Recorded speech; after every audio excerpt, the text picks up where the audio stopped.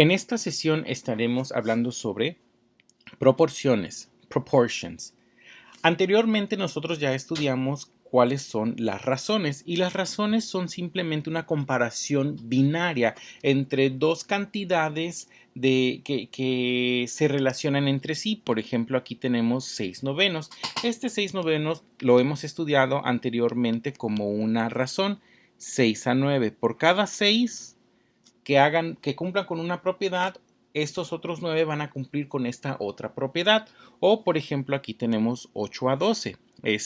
Se lee de la misma manera. Por cada 8 que cumplen con una propiedad, 12 van a cumplir con esta otra propiedad. Ahora, ¿qué va a suceder cuando yo tenga esta razón y esta razón, pero que yo encuentre una relación entre esas dos razones? Esta razón y esta razón son iguales. Por lo tanto, cuando yo tengo dos razones que las estoy igualando, entonces he encontrado una proporción. Bien, en las ciencias nosotros utilizamos mucho las proporciones para hacer muchas operaciones para que muchos de los procedimientos en la ciencia tengan sentido para nosotros. Por ejemplo, cuando nosotros queremos hacer cambio de unidades, si nosotros nos dan un dato, por poner un ejemplo, nos dan el dato en pulgadas y nosotros queremos convertir esas pulgadas a centímetros. ¿Cómo lo vamos a hacer? Bueno, tenemos un factor de conversión. Ese factor de conversión lo que nos va a estar diciendo es precisamente esa interconversión. Nos va a estar diciendo, bueno, una pulgada tiene 2.54 centímetros aproximadamente. Entonces, si yo quiero convertir, por poner un ejemplo, 7.3 pulgadas, entonces ¿a cuántos centímetros va a corresponder?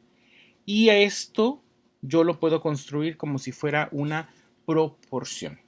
Bien, ahora, hay que tener cuidado de no confundir la palabra proporción con la palabra porción.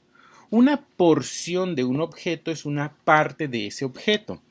Por ejemplo, tenemos este triángulo grande, una porción de ese triángulo sería cualquier cacho de ese triángulo. Aunque aquí, por ejemplo, les puse este triángulo, pero puede ser cualquier cacho, puede ser un cono, puede ser simplemente la mitad de ese triángulo, puede ser seccionado de cualquier forma. Una porción es una parte de. Bien, y una proporción es cuando nosotros tenemos dos objetos que son muy parecidos entre sí, nada más que uno es proporcionalmente más grande a otro. Por ejemplo, si yo tomo este triángulo y lo saco de este otro triángulo, yo puedo ver que este triángulo es proporcionalmente más grande a este otro triángulo. ¿Qué quiere decir que sea proporcionalmente más grande? Que este lado y este lado van a guardar la misma proporción que este lado y que este lado. Es decir, si este lado lo multiplico por 2, eso quiere decir que este lado también va a crecer el doble y también la base va a crecer el doble. Lo único que no va a cambiar va a ser los ángulos que tengan internos. Vean cómo el ángulo de arriba de ambos es el mismo, también el ángulo de la derecha y de igual manera el ángulo de la izquierda. Y es así que yo puedo tomar este triángulo y lo puedo poner exactamente en medio sin que tenga ninguna modificación en cuanto a sus ángulos internos. Este ángulo y este ángulo son iguales, este ángulo y este ángulo son iguales, lo mismo con estos dos. Por lo tanto, los lados izquierdos, los lados derechos y las bases de ambos triángulos son proporcionales. Este es uno de los usos que tenemos en las proporciones. Otro de los usos es cuando nosotros estamos estudiando, por ejemplo, un plano de una ciudad, un plano de un país, de un estado, del mundo, un mapa. En general, los mapas van a estar hechos a escala, como si fueran maquetas y cuando los hacemos de manera proporcional, entonces los estamos haciendo como réplicas, pero en más pequeño, a escala. Bien. Ahora, cuando yo tengo una relación y esa relación la puedo simplificar a un número h y por otro lado yo tengo otra razón y la puedo simplificar a h y esos dos h son iguales, eso quiere decir que entre estas dos razones pues también son iguales. Vamos a ver aquí, yo tengo 6/9. Ese 6/9 yo lo puedo simplificar. Si yo al 6 le saco tercera, esto me da 2. Si al 9 también le saco tercera, esto me da 3. Eso quiere decir que la razón 6 a 9 o 6 novenos, yo también la puedo escribir como 2 tercios. Bien, ahora, si la razón 8 sobre 12 o 8 decimosegundos también la simplifico, le saco cuarta al 8 y me da 2, le saco cuarta al 12 y me da 3. Pues entonces el 8 decimosegundos también lo puedo escribir como 2 tercios. Pues eso significa que esta razón de 6 novenos y esta razón de 8 decimosegundos, pues son iguales. Y cuando yo igualo dos razones, lo que estoy haciendo es calculando una proporción. Esta proporción de 6 novenos y de 8 decimosegundos los puedo ver como si fuera una analogía. Nosotros ya hemos estudiado las analogías en la secundaria, cuando llevamos la materia de español, incluso hasta en la preparatoria las estudiamos, a lo mejor en taller de lectura y redacción o en literatura. Zapato es a pie, así como guante es a mano. Si nosotros podemos entender una analogía, también vamos a poder entender una proporción. Para esta proporción tenemos que 6 es a 9, 6 es a 9, así como 8 es a 12. Pues así como 8 es a 12. Estoy igualando estas dos razones. Bien, las puedo estudiar de esa manera o también la puedo estudiar de esta otra manera. 6 es a 8, así como 9 es a 12. 6 es a 8, así como 9 es a 12. Esa es otra forma en la cual yo puedo estudiar esta proporción, porque las puedo estar moviendo de tal manera que a mí me convenga. Ahorita vamos a ver de cuál manera no vamos a poder hacerlo. 8 es a 6 si lo hacemos al revés, así como 12 es a 9. Y de igual manera, 9 es a 6, así como 12 es a 8. Lo que no vamos a poder hacer es una relación cruzada. 6 es a 12, así como 9 es a 8. ¿Por qué?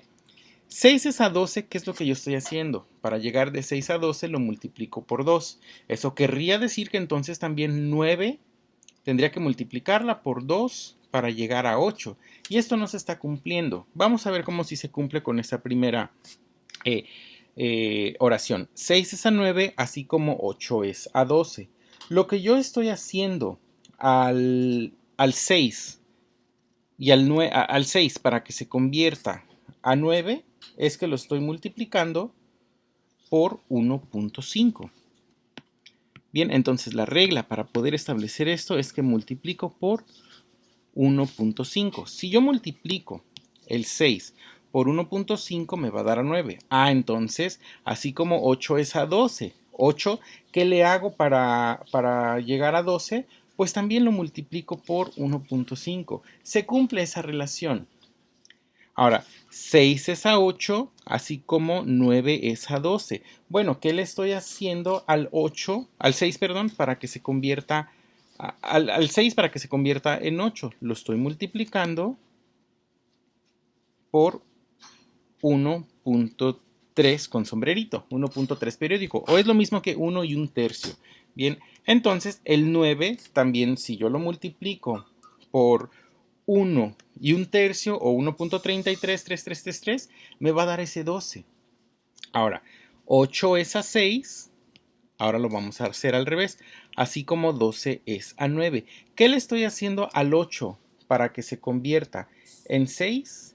Lo estoy multiplicando por 0.75.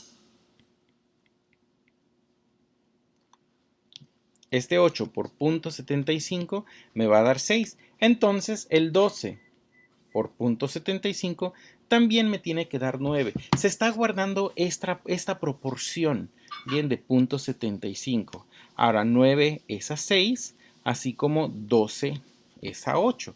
Entonces, ¿qué le estoy haciendo al 9 para que se convierta en 6? Lo estoy multiplicando por 0.666666 periódico, que es lo mismo que un sexto. Entonces, si eso también lo hago para el 12 por 0.6 periódico o por un sexto, pues también me va a dar 8. De ahí nosotros pues ya podemos ver que no se puede hacer una relación o esta proporción no se puede estudiar de manera cruzada. 6 es a 12, pues entonces 6 por 2.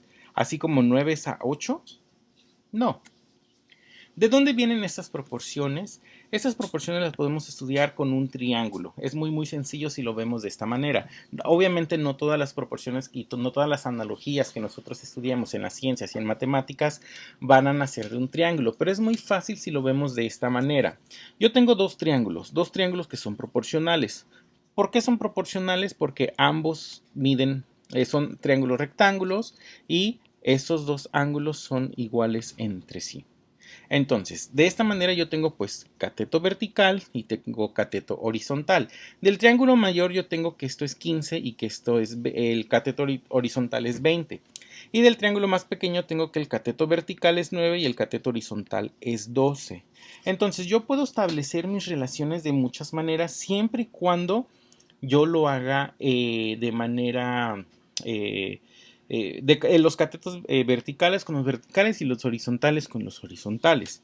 Entonces yo puedo establecer que mi cateto vertical de mi triángulo mayor lo puedo relacionar con el cateto vertical de mi triángulo menor.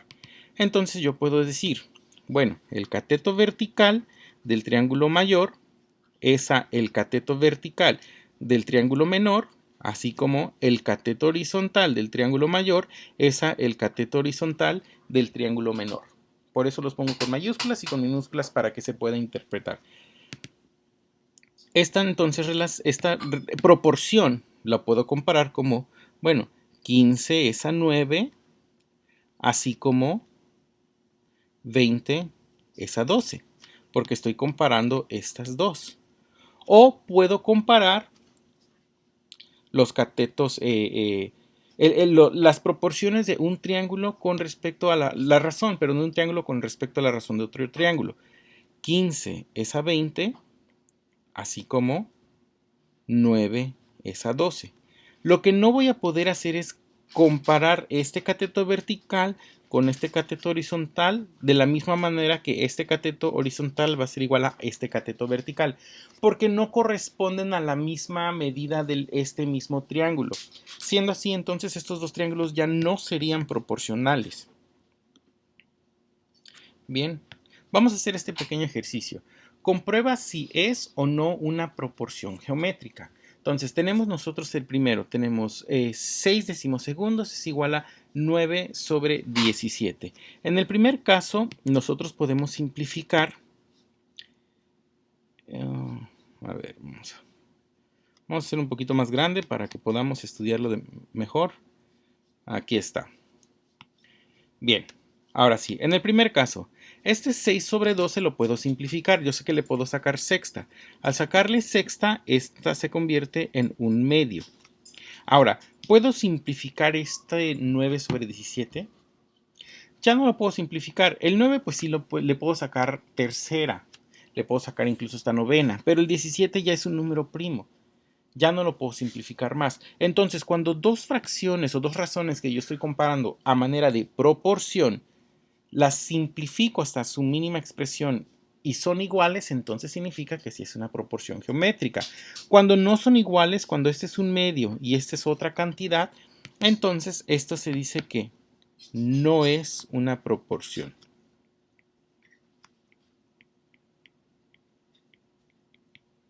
No corresponde a una proporción. ¿Por qué? Porque este número y este número no son iguales. Bien, aquí en el segundo yo tengo 6 séptimos y aquí tengo 24 36. Bueno, el 6 sextos yo sé que ya no lo puedo simplificar, ya se queda así, ya esa es su mínima expresión. Ahora, el 24 sí lo puedo simplificar. Le puedo sacar, por ejemplo, le puedo sacar decimosegunda, es decir, lo puedo dividir entre 12. Si este lo divido entre 12, entonces esto me va a dar 2. Y si el 36 también lo divido entre 12, me va a dar 3. Entonces, ¿esto me da 6 séptimos es igual a 2 terceros? No. Entonces, esto tampoco representa una proporción. Vamos a ver el siguiente. Tengo un noveno y tengo 10 10 sobre 90, realmente no me acuerdo cómo se dice este denominador en números cardinales, pero es 10 sobre 90. Si yo al 10 le saco décima, es decir, lo divido entre 10, pues esto se convierte a 1. Luego el 90 lo divido entre 10 y esto se convierte a 9. Entonces aquí sí yo ya tengo una proporción. Tengo que 1 noveno es igual a 1 noveno y esto sí es una proporción. Bien, por último, vamos a ver si este último también es una proporción. 7 octavos y tengo 35 sobre 41. Pues entonces, para que este sea una proporción y sea igual a este, el 35 lo deberíamos de poder dividir entre 7. ¿Y el 41 también lo podemos dividir entre 7? No se puede dividir entre 7, por lo tanto esto no representa una proporción. No son iguales. Si nosotros simplificamos esta fracción, no nos va a dar 7 octavos. Bien, ahora sí. Vamos a ver este ejercicio donde ya estamos aplicando estas proporciones. Las proporciones se pueden ver también como reglas de 3. Sin embargo, cuando nosotros hacemos reglas de 3 en ciencias, muchas veces estamos perdiendo el uso de las unidades y no nos damos cuenta del análisis dimensional que se hace dentro de estas proporciones. Por eso se sugiere que no se utilicen las reglas de 3 para realizar proporciones, sino que realmente se haga una operación con fracciones para que se vea dónde están quedando las unidades de los números que estamos trabajando. Bien, ok. Dos números están a razón de 3 séptimos. Ya nos están dando la primera razón. Si el menor de ellos es 189, ¿cuál es el otro número? Ok, bien. Entonces, en esta razón yo tengo dos números. Tengo el 3 y el 7. Bueno, 3 es a 7. Y esto tiene que ser igual a otra razón. Bien, ahora, de esa otra razón me están diciendo que el menor de estos dos números es 189. ¿Dónde tendría yo que colocar ese 189? ¿En el numerador o en el denominador? Pues vamos a verlo. Este número menor es a este número mayor, así como, pues ya lo dijimos, este es el menor, pues aquí también tiene que ir el número menor de esta segunda proporción. Aquí va el 189 y lo que yo estoy buscando es el X. Bien, esa es una forma en la cual nosotros podemos establecerla. La otra es, si lo hacemos como regla de 3, 3 es a 7, así como 189 es a X. Y resolverlo como si fuera una regla de 3. Sin embargo, como les acabo de comentar, eviten las reglas de 3, aunque aparentemente son fáciles. Después vamos a encontrarnos con operaciones en las cuales tenemos que hacer muchas reglas de 3 simultáneas, y si nada más estamos acostumbrados a hacerlo como regla de 3 y no como operaciones fraccionarias, entonces nos va a costar más trabajo el despeje de estas operaciones. Bien, ahora, de aquí yo tengo que despejar X, porque es lo que me están pidiendo. Para despejar X en una proporción, pues es igual que en una ecuación algebraica. Lo que tengo que hacer es pasar esta X de un solo lado de la ecuación que me quede, y que no esté en el denominador, que quede en el numerador, de tal manera que yo entonces ya pueda resolver para X. Esta X que está aquí dividiendo, entonces la voy a pasar del otro lado multiplicando. Y esto me va a quedar entonces 3 por X sobre 7 es igual a 189. Esta X que está aquí dividiendo la paso multiplicando. Lo puedo expresar así o también lo puedo expresar como 3 séptimos por X. A final de cuentas, esta expresión y esta expresión es lo mismo. ¿Por qué? Porque esta X yo lo puedo expresar como X enteros. X enteros entonces sería pasarlo así. ¿Y cómo resolvemos esta fracción? Pues 3 por X, 3X y abajo 7 por 1, pues 7. Por eso lo escribimos así y nos ahorramos todo este paso. Bien, ahora tenemos este 7 que está dividiendo. ¿Cómo lo quitamos? Lo pasamos multiplicando. ¿Y cómo sé que está dividiendo ese 7 si no tiene nada que está ahí? Bueno, porque está en el denominador. Cualquier número que esté en el denominador, recuerden que ese es un divisor. ¿Y qué hacen los divisores? Pues dividen. está dividiendo, pues entonces lo paso multiplicando. Y ya no es un divisor, del otro lado ya es un factor. Recuerden que cualquier número que está involucrado en una multiplicación se llama factor. Aquí ya tenemos entonces estos dos factores, 189 y 7. Ahora, por último, este 3 que está multiplicando a este x, pues lo vamos a pasar del otro lado dividiendo. Ya no es un factor, ahora es un divisor. Ahora sí, yo resuelvo. 189 por 7 entre 3. Y esto es igual a 441. Entonces, ahora sí, podemos regresar este número aquí y finalmente tenemos que 3 es a 7, así como 189 es a 441. Y aquí ya tenemos entonces esa proporción, o 3 séptimos es igual a 189 sobre 141. Ok, vamos a ver este ejercicio que también es un problema. Mi vecina me platicó que para hacer una olla de tamales compra 2 kilogramos de masa y le rinde para 16 tamales. Le quedan re sabrosos. Le cayó chamba y dijo que le encargaron tamales para un desayuno de los maestros de la FE Zaragoza. Estos maestros golosos necesitan 100 tamales para su fiesta. Entonces, ¿cuánta masa debe comprar mi vecina? Bueno, ok, esto está muy sencillo. Puedo ponerlo como una regla de 3. Bueno, si 2 kilogramos me alcanzan para 16 tamales, las unidades son muy importantes, recuerden.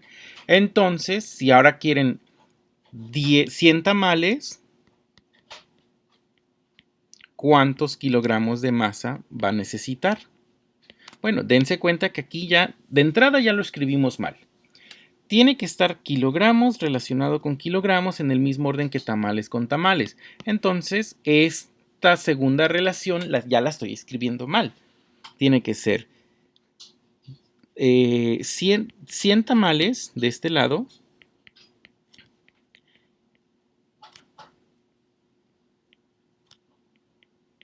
Y de este lado, entonces, ¿cuántos kilogramos de masa? X o Y o la letra que ustedes quieran hacerlo. Así es como se hace con las reglas de 3. Para evitar las reglas de 3, ¿cómo es lo que vamos a escribirlo? La forma correcta, según las proporciones, es escribir, bueno, 2 kilogramos me alcanzan para 16 tamales, así como abajo yo voy a tener ahora 100 tamales. Tiene que ir abajo porque en esta primera regla o en esta primera razón yo estoy poniendo tamales en el denominador. Lo puedo hacer primero los tamales arriba y abajo los kilogramos. Incluso hasta tendría un poco más de sentido.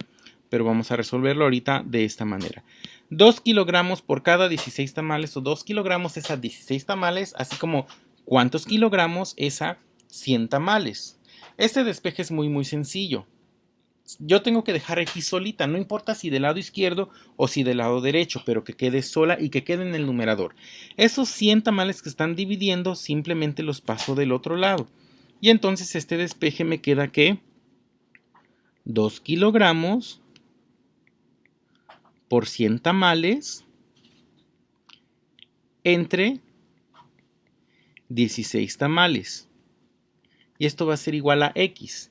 Bueno, primero, antes de hacer las multiplicaciones y divisiones y todas las operaciones, vamos a hacer nuestro análisis dimensional. Es decir, vamos a identificar que efectivamente, así como lo acomodamos, el resultado me va a salir en las unidades que yo necesito. Mi respuesta, ¿en qué la necesito? ¿La necesito en kilogramos o en tamales? Bueno, me están pidiendo que cuánta masa debe comprar mi vecina. ¿La va a comprar en qué? Pues en kilogramos. Entonces, vamos a ver. Kilogramo por tamal entre tamal, pues se va a simplificar los tamales con los tamales. Se van a simplificar, no cancelar. Y mi resultado, pues, ¿cuáles son las únicas unidades que me quedan? Kilogramos. Ah, entonces hice bien mi despeje. Entonces, 2 por 100 entre 16. Y vamos a tener que comprar, o mi vecina va a tener que comprar 12.5 kilogramos de masa. Sí es cierto, es mucho más fácil con esta regla de 3 porque desde la primaria yo creo que la enseñan, ¿no? Bueno, 100 por 2 entre 16 y te va a dar X. Entonces, ¿por qué hacer tanto procedimiento si tenemos la regla de 3? Bueno, nosotros ya no estamos en la primaria, ya no vamos a resolver simples reglas de 3, ya vamos a tener que estar haciendo muchas operaciones una detrás de otra, que las reglas de 3 va a ser muy cansado tener que hacer 50 reglas de 3 a simplemente 50 multiplicaciones, o 25, porque se reduce a 25 multiplicaciones. Precisamente por eso es importante que nosotros aprendamos estas proporciones y las estudiemos como tal. Bien, ok. Ahora, ya habíamos dicho que esta es una manera de establecer esta proporción. Otra manera de poder establecer esta proporción es si lo hacemos al revés. Si primero vamos a escribir los tamales y después los kilogramos. Y va a tener un poco más sentido y ahorita vamos a ver por qué. Bueno, 16 tamales es a 2 kilogramos, es decir, para 16 tamales necesito 2 kilogramos de masa, así como para 100 tamales yo necesito entonces cuántos kilogramos de masa, X. ¿Qué es lo que sucede? Si yo divido esto me queda 16 entre 2, pues esto es a 8. ¿Y en qué unidades me queda este lado? ¿Estoy simplificando unidades aquí? No lo estoy haciendo. Pues entonces me queda arriba tamales y abajo kilogramos. Ah, miren, para leer este número yo leo 8 tamales por kilogramo. Ah, son unidades y esas unidades me están diciendo algo. Que por cada kilogramo de masa me va a alcanzar para 8 tamales. Ah, esta proporción, esta relación más bien, o esta razón de 16 a 12 se simplifica a 8 tamales por cada kilogramo. Ah, pues es mucho más fácil. Ahora, si quiero 100 tamales, pues ¿cuántos kilogramos de masa voy a necesitar? Pues esto, a final de cuentas, este número se convirtió a esto, y esto lo sigo igualando a 100 tamales sobre X. Entonces, ¿cuánto tiene que valer X para que cuando divida a 100 tamales también me dé 8?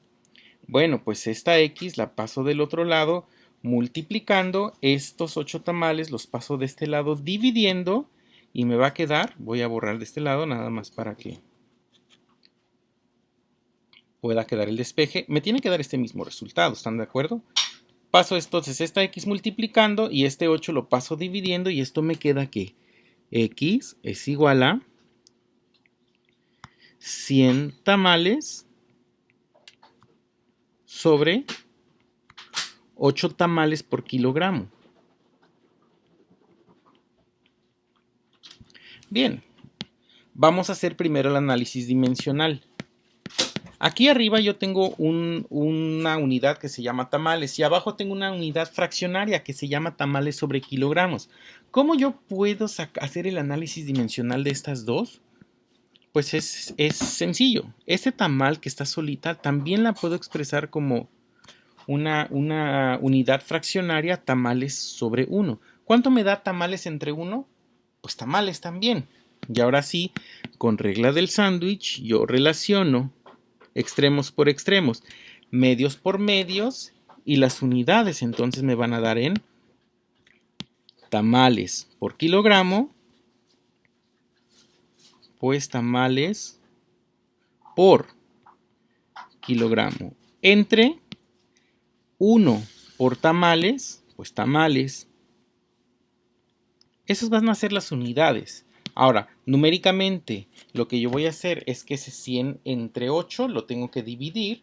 100 entre 8 y eso nos va a dar 12.5.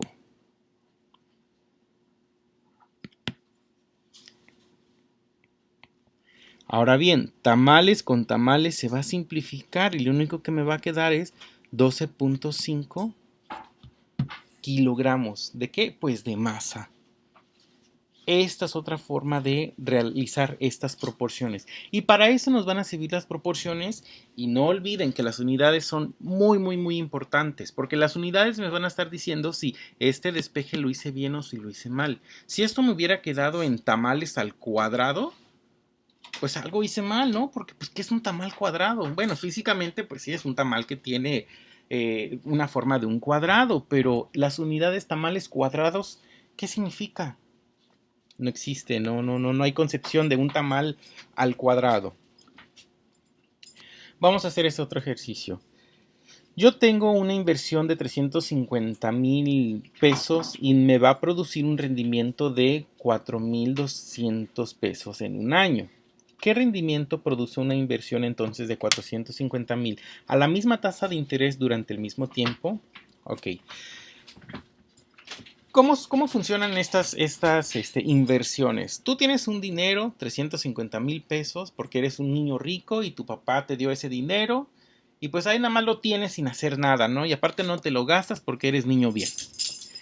Tú se lo vas a prestar a alguien más para que esa otra persona lo trabaje. A lo mejor lo va a invertir en un negocio o lo va a va a hacer algo con el dinero para que ese dinero lo multiplique y se haga más. Bien. Ahora, a ti te va a prometer regresarte esos 350,000 pesos al final del año y además te va a pagar interés porque tú le prestaste el año y te va a dar 4,200 pesos por haberle prestado esos 350,000 pesos. Sí, claro, es muy poquito. Imagínate, la inversión que tú haces es muy grande contra el rendimiento que tú tienes. Pero pues bueno, así son los muchos negocios, desafortunadamente. Ahora, con esto, si tú en lugar de prestarle 350, le hubieras prestado 450, entonces, ¿cuál hubiera sido el rendimiento si la tasa de interés es lo mismo? La tasa de interés es, por llamarlo de alguna manera, el porcentaje que a ti te va a pagar por tu inversión. A veces entre más prestas, pues más es más el interés, a veces entre más sea el tiempo, pero aquí vamos a mantener la tasa de interés y el tiempo que va a transcurrir de este préstamo constante. Entonces vamos a establecer nuestras proporciones. Nuestra proporción va a estar dada por estas dos razones. Bueno, 350,000 pesos me van a dar un rendimiento de 4,200 pesos. Pero si yo hubiera prestado 450,000 pesos, entonces ¿cuál hubiera sido mi rendimiento? ¿Cuánto voy a ganar? Bien, arriba entonces tenemos que poner lo invertido y abajo en ambas proporciones tenemos que poner lo que a nosotros nos está produciendo. Despejamos esta X. Esta X la pasamos multiplicando, este 350 pasa dividiendo y este 4,200 pasa multiplicando. Entonces aquí X es igual a 450,000 pesos por 4,200 pesos sobre 350,000 pesos. Nuevamente, esta X pasa del otro lado multiplicando. Este 350,000 pasa de este lado dividiendo. Y este 4,200 que está dividiendo pasa del otro lado multiplicando. Ahora sí, el análisis dimensional. Nunca se salten en el análisis dimensional. Pesos por pesos, pues me va a dar pesos al cuadrado. Pesos al cuadrado entre pesos, pues me va a quedar simplemente pesos. Bien, ahora sí. Entonces ya sé que mi análisis dimensional está bien, seguramente hice bien mi despeje y entonces ¿cuánto va a ser el dinero que yo voy a ganar? Pues lo tenemos que calcular mediante una multiplicación y una división. Entonces 450,000 lo vamos a multiplicar por 4,200 y después lo dividimos entre 350,000. Y esto nos va a dar 5,400. Miren, nos dio un poquito más. Vamos a ver si esto tiene sentido. A ver, si 350,000 pesos me da 4,200 y si yo invierto un poquito más, es decir, un poquito más, perdón, es decir, 100,000 pesos más, ¿es lógico que me dé más rendimiento? Sí, es lógico. Entonces, de 4.200, si yo invierto un poquito más, pues voy a recibir un poco más de rendimiento. Vamos a este ejercicio. En un plano, 1 centímetro representa 4 metros. Si un dormitorio tiene 18 metros de largo, ¿qué longitud tendrá en el plano? Bien. Ahora, cuando nosotros hacemos planos o cuando hacemos mapas o cuando hacemos cualquier dibujo que me esté ilustrando cómo está la distribución de un espacio, yo lo tengo que dibujar a escala, porque pues no tendría sentido dibujar un mapa que esté del mismo tamaño de lo que yo estoy tratando de representar. Bien, ahora, esto me está dando una escala que por cada 4 metros reales, yo en el dibujo los voy a representar mediante 1 centímetro.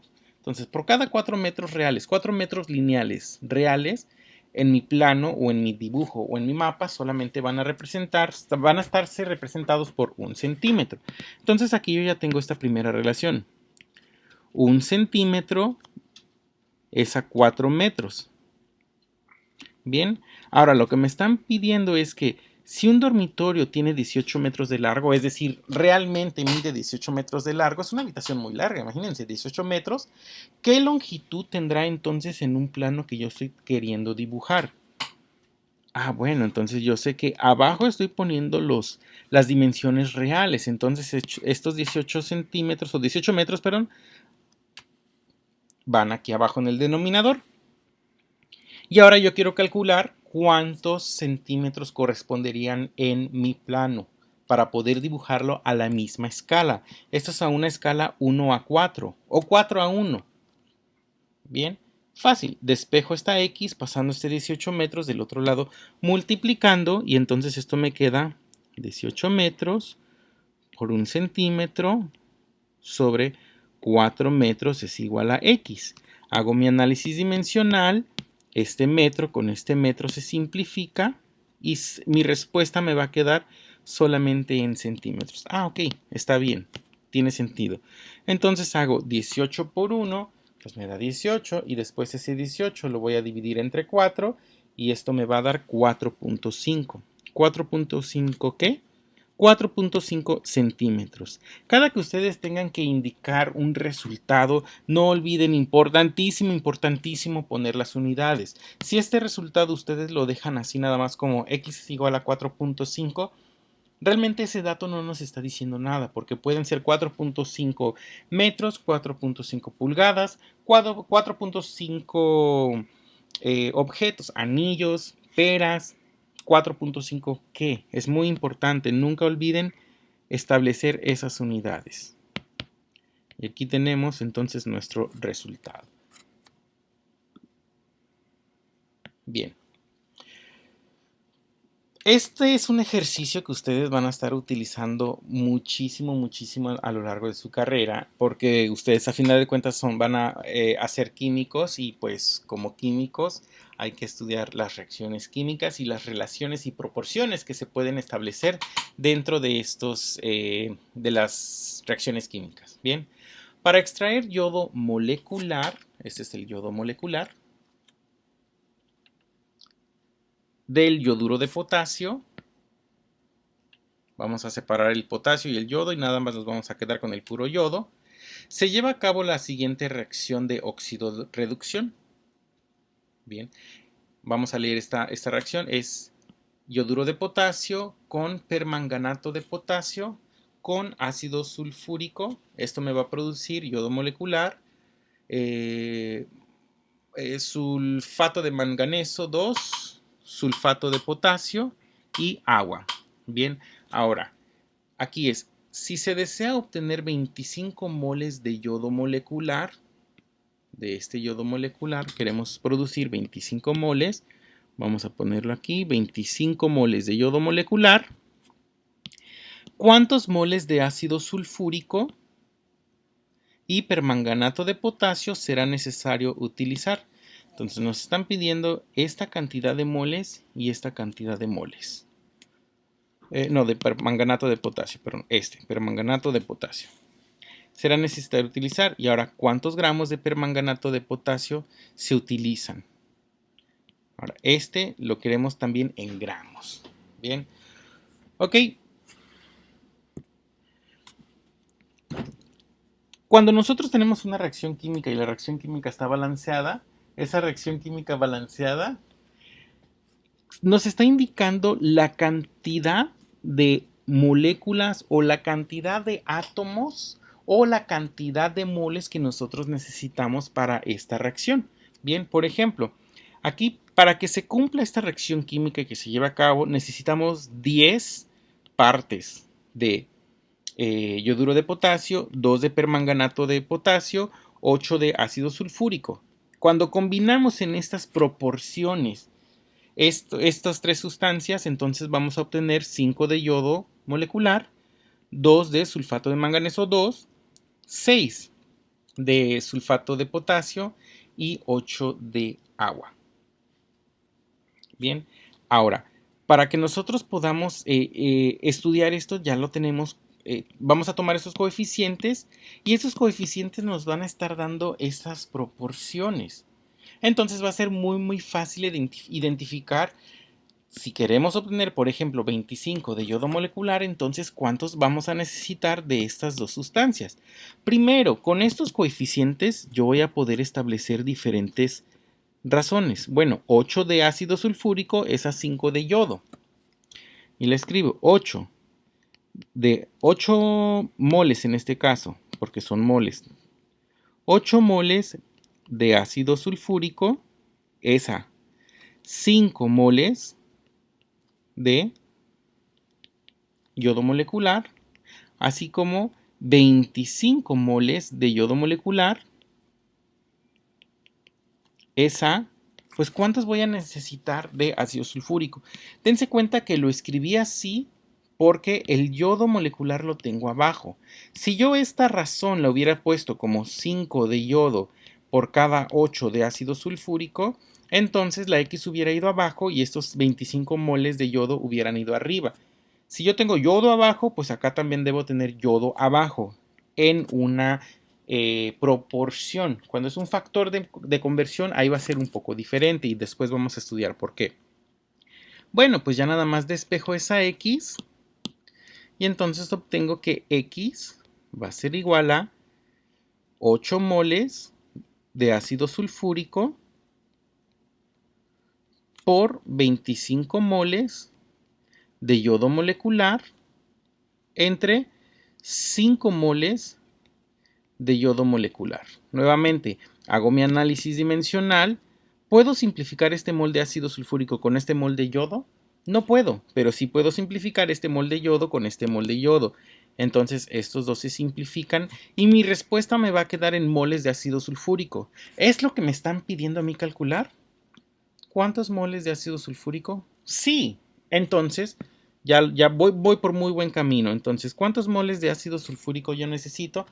Pues multiplico entonces ese 8 por 25 que nos da 200 y lo voy a dividir entre 5 moles y nos va a dar 40 y las unidades muy importantes, 40 moles. Sí, pero 40 moles ¿de qué? Ah, pues 40 moles de ácido sulfúrico. Si yo quiero 25 moles de yodo molecular, pues necesito 40 moles de ácido sulfúrico. Ahora, la otra pregunta es, ¿cuántos moles de permanganato de potasio? Me están pidiendo también este dato. Bueno, esa es una operación muy similar. Lo que ahora yo tengo que hacer es establecer la relación o la razón entre permanganato y yodo. Ah, bueno, yo sé que por cada 2 de permanganato,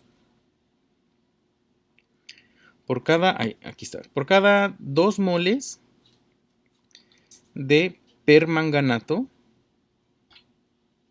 de potasio, yo necesito 5 moles de yodo.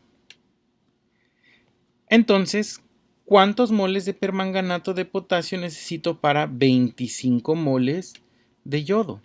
Estos 25 moles igual. Ahora estoy estableciendo la relación o la razón entre estos dos. Misma situación, despejo a X de aquí y esto me da 25 moles de yodo por 2 moles de permanganato de potasio sobre 5 moles de yodo. Bien, hago esta división con mi análisis dimensional y yo ya sé que mi resultado va a estar en moles de permanganato de potasio, que a final de cuentas eso es lo que me están pidiendo, moles de permanganato de potasio. Entonces, ahora sí, 25 moles por 2 entre 5 nos va a dar 10 moles de permanganato de potasio. Nunca olviden, por favor, no olviden poner, no nada más moles, porque en las reacciones químicas nosotros podemos tener moles de pues, prácticamente cualquier sustancia. Moles de específicamente permanganato de potasio. Ahora sí, ya tenemos que para producir estos 25 moles, pues necesitamos 10 de ácido sulfúrico y 40 de ácido sulfúrico, 40 moles de ácido sulfúrico y 10 de permanganato de potasio. Y con esta misma relación nosotros podemos también identificar cuántos de yoduro de potasio. Y esto mismo nos va a decir, bueno, con esto me va a alcanzar para producir 25 moles de yodo molecular y con eso puedo también calcular cuántos de de sulfato de manganeso 2, cuántos de sulfato de potasio y cuántos de agua voy a producir con estas cantidades. Bien, ahora me están pidiendo cuántos gramos de permanganato de potasio son los que se utilizan. Aquí vamos a dejar este ejercicio todavía un poco pendiente porque todavía no hemos visto cómo convertir de gramos a moles, pero prácticamente si necesitamos 10 moles de permanganato de potasio, ¿cuántos moles entonces, o cuántos gramos corresponden estos 10 moles de permanganato de potasio? Vamos a dejarlo pendiente y ahorita regresamos a él. ¿Ok? Ya empezamos a hablar sobre moles y sobre reacciones químicas, pero pues híjole, a veces nos cuesta trabajo identificar qué es un mol. Vamos a ver aquí proporciones que son útiles en química. Bien. Ustedes han escuchado mucho hablar sobre este número, el número de Avogadro. El número de Avogadro pues es 6.02214 por 10 a la 23 o a veces lo ven como 6.023 por 10 a la 23. Bien, a final de cuentas el que ustedes utilicen cifras decimales diferentes no cambia el concepto del mol. Bien, si este número que está escrito en notación científica, yo recorro esos 23 lugares para escribirlo, pero sin utilizar la notación científica, este número es lo mismo que escribir este número grandísimo. Bien, ese es el número de Avogadro. ¿Pero a qué se refiere este número de Avogadro? Bueno, vamos a ver una explicación un poco sencilla para que entendamos ese número. Cuando nosotros estamos jugando cartas y hablamos de un par de reyes, ¿cuántas cartas tenemos? Bueno, ¿a qué se refiere el par? Par significa que tenemos entonces dos objetos. Un par entonces son dos objetos. Cuando tenemos una tercia de músicos, pues tenemos un trío. ¿Cuántos músicos hay en un trío? 3. Ok, un trío, pues 3 cosas. Cuando tenemos una decena de lápices, ¿no? Cuando empieza el ciclo escolar y que les piden en su lista de útiles, pues una decena de lápices, una decena. Pues está haciendo referencia a 10 lápices, a 10 objetos. Una decena siempre son 10 objetos. Bien, ahora, una docena de rosas. ¿Cuántas rosas tenemos aquí? 12. ¿Ustedes por qué creen que las rosas se venden en docenas y no en unidades? Simplemente una rosa o 2 rosas. Bueno, quizás sí también, ¿no? Hay quienes la venden por una rosa. Pero ¿por qué es más común comprar las flores en docenas? Cuando si es que ustedes han ido al mercado de Jamaica, por ejemplo, ahí pues se manejan muchísimas flores. De tal manera que estar haciendo cuentas rosa por rosa sería mucho más complicado y sería utilizar números muy grandes en lugar de decir, bueno, no me pagues 144 rosas, págame 12 docenas de rosas. Es mucho más fácil, entonces por eso se maneja en docenas. Ahora con los nopales, aquellos que han tenido la oportunidad de ir a la central de abastos, han visto que los nopales se venden por guacales y a veces en esos guacales pues cuentan los nopales, incluso y se venden hasta en torres, no sé realmente cómo se llamen, pero yo los he visto en guacales y en esos guacales cuentan 100 nopales. Pues efectivamente es mucho más fácil vender los nopales por cientos o una centena, que son 100 nopales, que estarlos vendiendo por, bueno, véndeme 98 nopales, véndeme 54 nopales, véndeme 33 nopales, véndeme 125 nopales. No, no, no, espérame. Es más fácil si yo los empaqueto, yo como comerciante, en cajas que tengan 100 nopales y los distribuyo por cientos. Ahí te van 100 nopales, 100 nopales. Mucho más fácil, ¿no? Ahora, ¿qué sucede con los tabiques? Cuando nosotros estamos construyendo una casa, pues tenemos que comprar tabiques. Pero no nos vamos a comprar nada más 20 tabiques, porque pues ¿qué vamos a hacer con 20 tabiques? Realmente no nos va a alcanzar para mucho, a menos que estemos haciendo un estanque o algo así. Pero si queremos construir toda una casa, pues tenemos que comprar muchísimos tabiques. Entonces, ¿cuál es un número que es muy fácil utilizar para medir los tabiques? Pues los millares. ¿Y cuánto va a tener un millar de tabiques? Pues 1000 tabiques. Nosotros utilizamos estos números como agrupaciones de cosas. De esa misma manera, en la química nosotros vamos a utilizar el mol. ¿Qué va a ser un mol? Pues así como un par es dos objetos o dos cosas.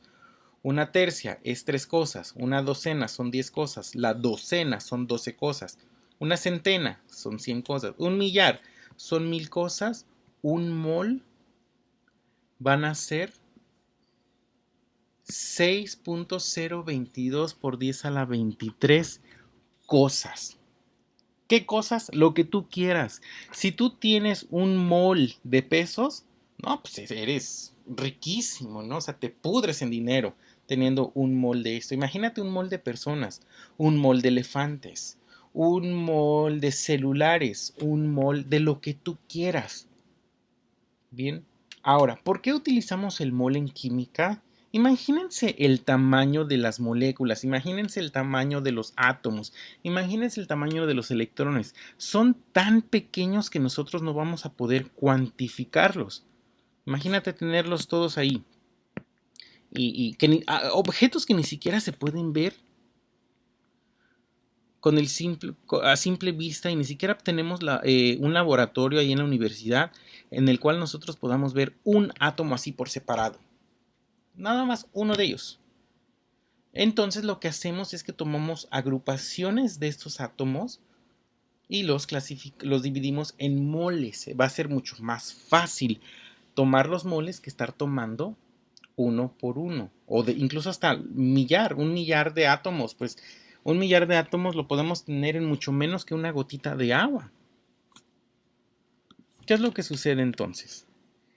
Cuando nosotros tenemos, ya vimos, un mol de átomo, podemos tener un mol de átomos de oxígeno, por ejemplo, este es un átomo de oxígeno, eso significa que vamos a tener 6.022 por 10 a la 23 átomos de oxígeno. Es decir, esto lo vamos a tener esta cantidad de veces. Ahora, ¿cuánto va a pesar un mol de átomos de oxígeno?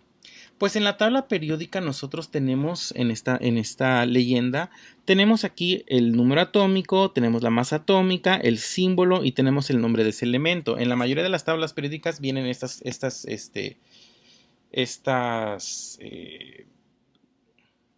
propiedades. Bien, ahora, una de esas propiedades y la más importante es aquí, la masa atómica. En la tabla periódica, esta masa atómica siempre va a hacer referencia a cuántos gramos va a pesar un mol de esa sustancia. Entonces, un mol de átomos de oxígeno va a pesar, si nosotros nos vamos aquí al átomo de oxígeno, dice prácticamente 16 gramos. Entonces, es muy común encontrar que la masa atómica del oxígeno es 16 gramos cada mol. Imagínense, si nosotros tomamos esta cantidad de átomos de oxígeno, o sea, esto por esta cantidad, y lo ponemos en una báscula, pues apenas va a pesar 16 gramos. Claro que no lo podemos hacer así normal, ¿no? Se utilizan otro tipo de métodos para poder determinar estos pesos. Además de que el oxígeno, pues es un gas y no lo vamos a poder simplemente asentar en una báscula para pesarlo.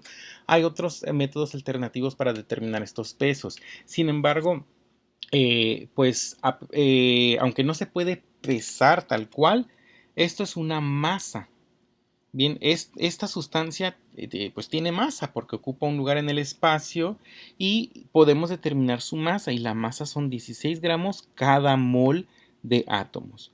Ahora, este oxígeno puede estar en enlaces con otros dos hidrógenos o con cualquier otra sustancia, ¿no? Con cualquier otro átomo, cualquiera con más átomos para crear enlaces. Esos enlaces en el caso del agua son enlaces covalentes polares.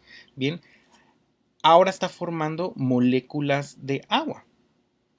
Bien, tenemos un oxígeno, es decir, uno de estos, que es esta partícula azul, conectado con dos hidrógenos en cierto ángulo en un enlace covalente y nos va a formar agua. Ahora, si nosotros hablamos ya no de mol de átomos, pero hablamos de mol de moléculas de agua, lo que estamos diciendo es que completa el agua, la molécula de agua completita, la vamos a tener 6.022 por 10 a la 23 veces. Y ya no son átomos, ahora son moléculas de agua. Bien, ahora, ¿cuánto me va a pesar? ¿Cuánto va a pesar un mol de agua? Pues lo que tengo que hacer es, yo tengo un oxígeno que pesa 16 gramos, más tengo un hidrógeno que pesa aproximadamente 1 gramo, más otro hidrógeno que también pesa 1 gramo, y todo esto por cada mol de agua. Entonces, la masa atómica del agua son 18 gramos de agua por cada mol de agua. Un mol de agua, es decir, si nosotros tomáramos esta cantidad de moléculas de agua, en total tendríamos 18 gramos. ¿Cuánto es 18 gramos? Imagínense si nosotros tuviéramos que pesar agua. El agua sí se puede pesar. 18 gramos, ¿cuánto es? ¿Es muchísima agua? ¿Son litros y litros de agua o es poquita agua? Es poquita, son aproximadamente 18 mililitros de agua. Es decir, como aproximadamente 18 gotitas de agua es lo que va a pesar. Y en esa cantidad de agua vamos a tener 6.022 por 23 moléculas de agua. Imagínense, un número grandísimo de moléculas de agua nada más en 18 gotitas. Pues por eso es muy importante que nosotros, en lugar de utilizar moléculas como una unidad, que estemos contando molécula por molécula, mejor hacer grupos de moléculas, grupos de 6.022 por 10 a la 23, y ahora sí estudiar las sustancias como moles. Ahora, en este otro ejemplo, tenemos unidades formulares de perclorato de sodio. Bueno, tenemos el perclorato de sodio, NaClO, ese es el perclorato de sodio. Ya no es una molécula, ahora es una unidad formular. Ustedes en química van a comprender la diferencia entre una molécula y una unidad formular, pero de forma muy sencilla, las moléculas tienen enlaces covalentes y las unidades formulares van a tener enlaces iónicos. Bien. Sin embargo, el concepto de mol no cambia. Ahora, este que es el perclorato de sodio lo vamos a tener ¿cuántas veces? Pues 6.022 por 10 a la 23. Ya no son moléculas, son unidades formulares de perclorato de sodio. ¿Cuánto va a pesar un mol de perclorato de sodio? Bueno, yo ya sé que si una molécula tiene una de sodio, una de cloro, que es esta verde, y 4 de oxígeno, aquí me faltó este 4, perdón. ¿Cuántas entonces, cuánto va a pesar este perclorato de sodio? Lo que tenemos que hacer ahora es buscar entonces el peso del sodio, que es 23 gramos aproximadamente. Aquí está. Ahora tengo uno de cloro y el de cloro pesa aproximadamente, ¿dónde está el cloro? Casi no se ve en esta tabla. Aquí está, 35.5. Más, ahora vamos a tener ahora sí 4 de oxígeno, el oxígeno que pesa aproximadamente 16. Bueno, pues podemos sumar 16 más 16 más 16 más 16 o simplemente 4 por 16 gramos. Y todo esto en un mol, porque la tabla periódica nos está diciendo cuánto pesa un mol de cada sustancia. Bien, entonces si nosotros sumamos estas tres, entonces vamos a obtener 23 más 35.5 más 4 por 16 y nos da 122.5 gramos cada mol. ¿Gramos de qué? Pues 122.5 gramos de perclorato de sodio es lo que pesa un mol de perclorato de sodio. Ahora sí, podemos realizar esta reacción química. De acuerdo con la siguiente reacción química, ¿para cuántos gramos de cromato de sodio alcanza si se tienen 21 moles de nitrato de potasio? Bueno, aquí ya tenemos el nitrato de potasio, aquí ya tenemos el cromato de sodio. ¿Y para cuántos gramos de cromato de sodio? Entonces, ¿para cuántos gramos vamos a tener aquí? Si al inicio tenemos 21 moles de nitrato de potasio. Entonces aquí tenemos 21 moles. Bien, ahora, esos moles de nitrato de potasio, ¿cuántos gramos me van a producir de cromato de sodio? Bueno, lo primero que yo tengo que hacer es establecer estas relaciones. Yo tengo 6 moles de nitrato de potasio me van a alcanzar para 4 moles de cromato de sodio.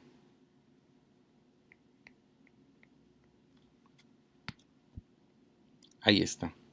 Y esto tiene que ser igual a pues 21 moles de nitrato de potasio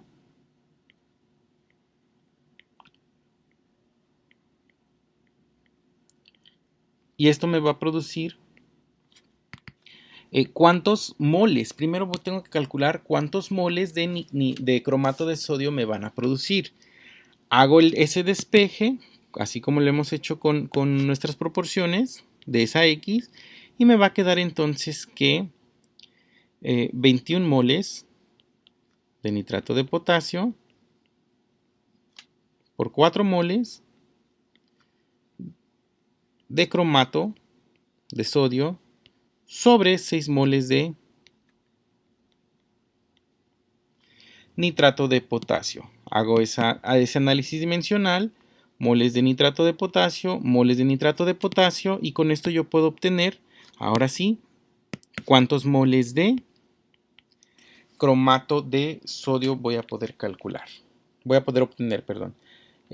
Multiplico 21 por 4 entre 6 y yo obtengo 14 moles de cromato de sodio. Ya tengo la cantidad de moles de cromato de sodio, pero yo no necesito los moles porque en el laboratorio pues yo difícilmente voy a poder pesar moles, yo puedo pesar gramos. Por eso nos están pidiendo cuántos gramos de cromato de sodio. Bien, tengo que son 14 moles los que voy a poder producir, y esos moles, ¿cómo los convierto a masa o a gramos? Vamos a hacerlo de este lado. Primero nosotros necesitamos saber cuál es la masa atómica del nitrato de potasio. Bueno, yo sé que son 2 de sodio. Entonces, como tengo 2 de sodio, pues yo tengo que multiplicar 2 veces por el peso del sodio. Y el sodio pesa 23 gramos sobre cada mol. Entonces, 2 por 23 gramos sobre mol. Y estos datos los estoy obteniendo de la tabla periódica.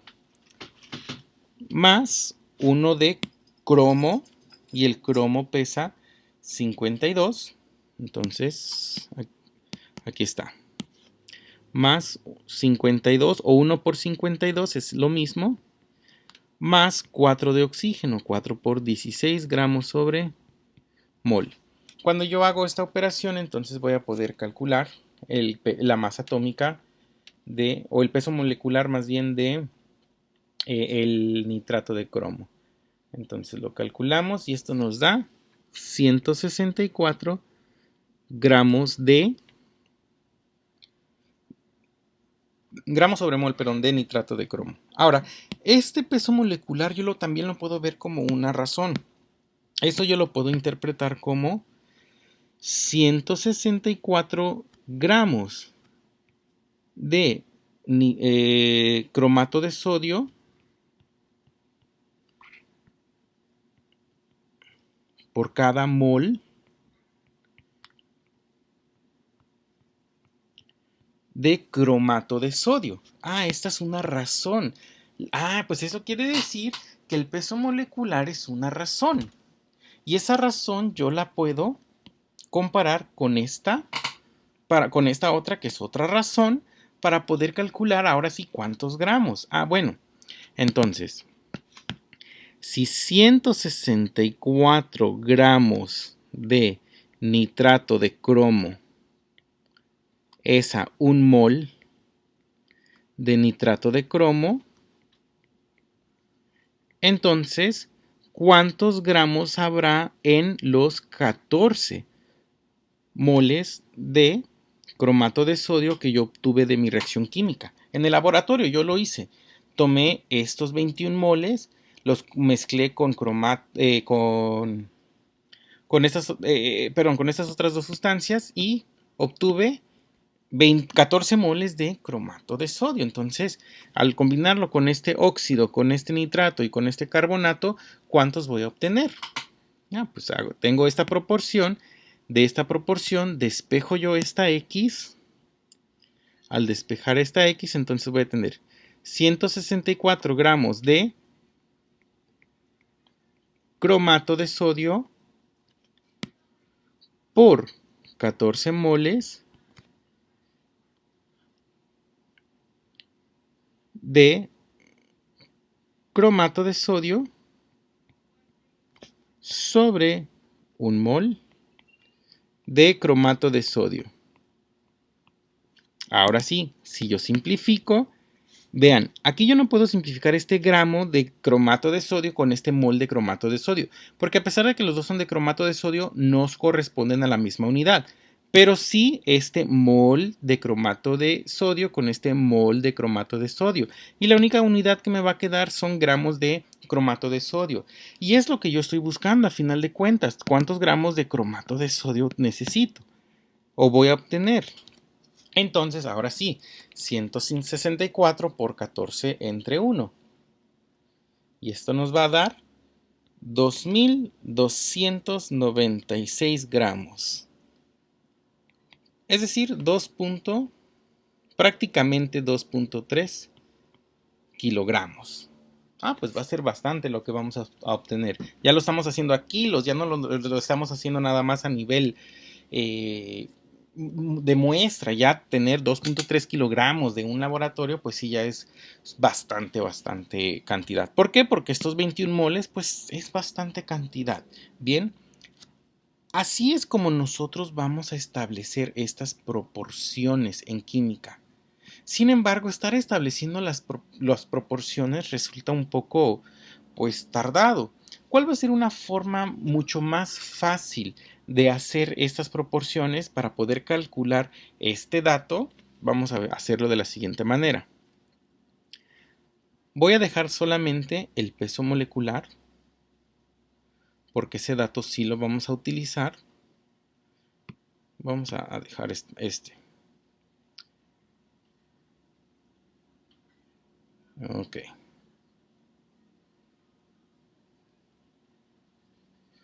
Ahí está. Muy bien. Ok, este es el peso molecular, que recuerden que esto también lo puedo expresar de esta manera, como una razón, de cuántos gramos por cuántos moles. Bien.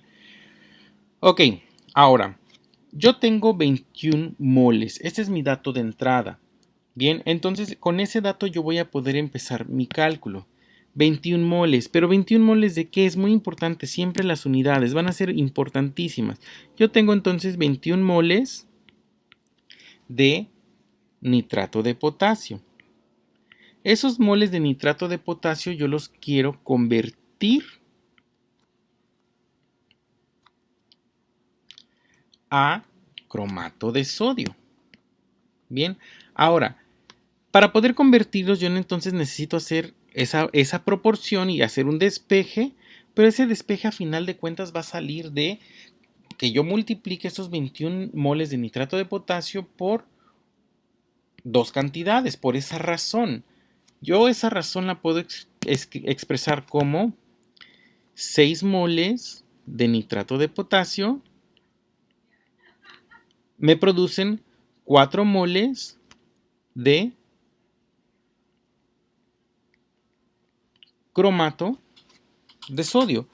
O la puedo expresar al revés, como 4 moles de cromato de sodio fueron producidos a partir de 6 moles de nitrato de potasio. Bien, ahora, ¿cuál de las dos voy a utilizar para ponerlo aquí?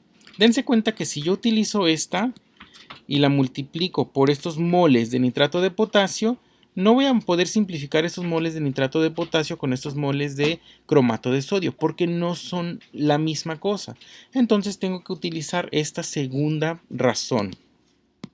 Pongo entonces 4 moles de nitrato, perdón, de cromato de potasio son producidos a partir de 6 moles de nitrato de potasio. Ahora sí, estos moles de nitrato de potasio con estos moles de nitrato de potasio se van a simplificar y el resultado me va a quedar solamente en moles de nitrato de cromato, perdón, de sodio. Entonces, esta relación salió a partir de estos dos coeficientes. Mi resultado lo voy a obtener en moles de nitrato de potasio, pero yo no los quiero en moles de nitrato de potasio, yo los quiero en gramos. Ah, pero yo ya sé que esta otra razón me va a funcionar para yo hacer esa conversión. Entonces, lo que voy a hacer van a ser, ¿cuál voy a poner arriba y cuál voy a poner abajo? Yo quiero que se simplifiquen estos moles, entonces estos moles van a quedar abajo. Un mol de cromato de sodio corresponde a un de 164 gramos. ¿Gramos de qué? Pues de cromato de sodio. Entonces, en lugar de hacer dos reglas de 3, lo que estoy haciendo simplemente es dos razones en dos proporciones y en una sola operación. A partir de 21 moles, con estos dos coeficientes y con el peso molecular, yo puedo obtener esta operación. Vamos a hacer el análisis dimensional. Yo tengo que un mol de nitrato de potasio con un mol de nitrato de potasio se simplifica. Después un mol de cromato de sodio con un mol de cromato de sodio se simplifica. Y la única unidad que me queda es gramos de cromato de sodio. Y es lo que me están pidiendo. ¿Cuántos gramos de cromato de sodio? Ah, pues entonces ya nada más hago esta operación. 21 por 4 entre 6 por 164 y esto nos va a dar 2.296 gramos. ¿Gramos de qué? De cromato de sodio. Y lo hice en un solo paso y fue mucho más sencillo. Ahora sí, podemos regresar a nuestro ejercicio y podemos determinar cuántos gramos corresponden esos 10 moles de permanganato de potasio. ¿Qué es lo que tendríamos que hacer? Pues calcular el peso molecular del permanganato de potasio y ese peso molecular correspondería a un mol. Pues si nosotros queremos hacer 10 moles, pues tendríamos 10 veces la cantidad de gramos. Muy bien. Ahora, Vamos a hacer este último ejercicio. Fíjense que acá en Estados Unidos venden gomitas. Son vitaminas, pero las vitaminas ya es mucho más común encontrarlas a manera de gomitas que en cápsulas o en tabletas. Bien, estas son unas gomitas que yo he encontrado en muchas farmacias muy famosas que se llaman CVS, así se llaman estas farmacias. Vienen en esta presentación de esta marca Emergency. Las indicaciones de estas gomitas dicen que los adultos deben de tomar 3 gomitas todos los días y que no se exceda de esta sugerencia y que no está formulada para el uso en niños. Y nos está diciendo que el tamaño de la porción es de 750 miligramos de vitamina C, que corresponde al 834% de la ingesta diaria recomendada. Por otro lado, después en el Costco yo encontré estas gomitas, que también son de vitamina C. Conviene mucho más en precio porque vienen más grandes los frascos y son un poco más baratas que las que se venden en la CVS. El único detalle que encontré con estas es que no tiene instrucciones. La porción es de 2 gomitas que corresponde a 250 miligramos. Es decir, que una gomita tiene 125 miligramos de vitamina C, pero eso solamente corresponde al 278% de la ingesta recomendada. Ahora, obviamente es mucho más de lo que se está recomendando consumir de vitamina C. Sin embargo, no es peligroso o no lo están marcando como peligroso lo que recomienda esta marca, que es la marca Alcer Corp, es que consumas 3 gomitas al día y te va a dar 750 miligramos de vitamina C. Obviamente, pues también con los carbohidratos que conlleva el consumirla, ¿no? Ahora, si yo quisiera guardar esta misma proporción, si yo quisiera seguir consumiendo 750 miligramos de vitamina C, pero de esta marca porque me sale más barato, ¿cuántas gomitas debo de consumir de esta marca para que igual yo esté consumiendo estos 750 miligramos? ¿Cuántas gomitas de Kirkland se deben consumir para igualar la dosis de vitamina C que recomienda Alcer Corp, en otras palabras? Bien, pues yo ya sé que yo quiero consumir estos 750 miligramos, que van a venir, si yo tomo de estas de Emergency, pues son 3 gomitas. Pero si estas que vienen de 2 en 2 por cada 250 miligramos, pues ¿qué es lo que yo tengo que hacer? Pues mi dato de entrada son, esto es lo que quiero, 750 miligramos de vitamina C. Y ahora, esto lo voy a multiplicar por una razón. La razón que me da 2 gomitas de Kirkland por cada 250 miligramos de vitamina C. ¿Quién pongo acá arriba? Acá arriba pongo los miligramos de vitamina C y acá abajo pongo las gomitas de vitamina C. No, porque no se van a simplificar estas unidades.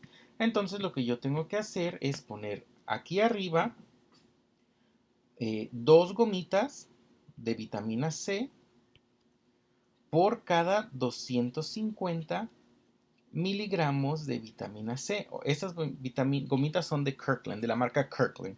Ahora sí, simplifico estos miligramos de vitamina C con estos miligramos de vitamina C y mi resultado final me va a dar cuántas gomitas de Kirkland debo consumir. Ahora sí, entonces yo lo que hago son esos 750 miligramos, los multiplico por 2 y después eso lo divido en 250. Y eso me va a dar un resultado de 6 gomitas de la marca Kirkland. Entonces, para que yo siga teniendo la igualdad en las dosis, es decir, 3 gomitas de Emergency corresponden a 6 gomitas de Kirkland. Con esta simple operación, que es una proporción, pero que nosotros la podemos reducir, en lugar de manejarla como toda una proporción muy muy grande, la podemos reducir a una simple operación de esta manera. Ahora, la segunda pregunta es, ¿cuántos miligramos de vitamina C se recomiendan por día? Bueno, miren, Aquí en 750 miligramos estamos consumiendo el 834% de la ingesta recomendada. Mismo, 250 miligramos corresponden al 278%. Nos estamos excediendo de la dosis recomendada de vitamina C. Con estos datos podemos saber cuánto corresponde la, la, la ingesta recomendada. Sí se puede. ¿Qué es lo que hacemos? Es bueno, establecemos estas razones. 250 miligramos es a el 278%. Por ejemplo, si tomamos estos dos datos. Con esto entonces, ¿a cuánto corresponde? ¿El 100%? Despejamos a x de aquí y nos queda que x es igual a 250 miligramos sobre 278% por 100%. Y aquí nuevamente hacemos ese análisis dimensional, quitamos estos porcentajes y ahí vamos a obtener que X o la dosis recomendada va a ser 250 por 100 entre 278. Y esto nos está dando un resultado de 90 miligramos. Eso es lo que se debe consumir diario de vitamina C para que nosotros tengamos la ingesta de vitamina C que nuestro cuerpo necesita. 90 miligramos al día. Obviamente al consumir estas vitaminas pues estamos consumiendo mucho más de la vitamina C que se recomienda. Y aquí pues va a ser cuestión de cada médico decir si es demasiada vitamina C la que se está consumiendo o no. Lo único que hicimos con este problema es determinar si yo compro estas vitaminas, cuántas necesito para igualar esta misma dosis que sugiere la marca Ulcer Corp.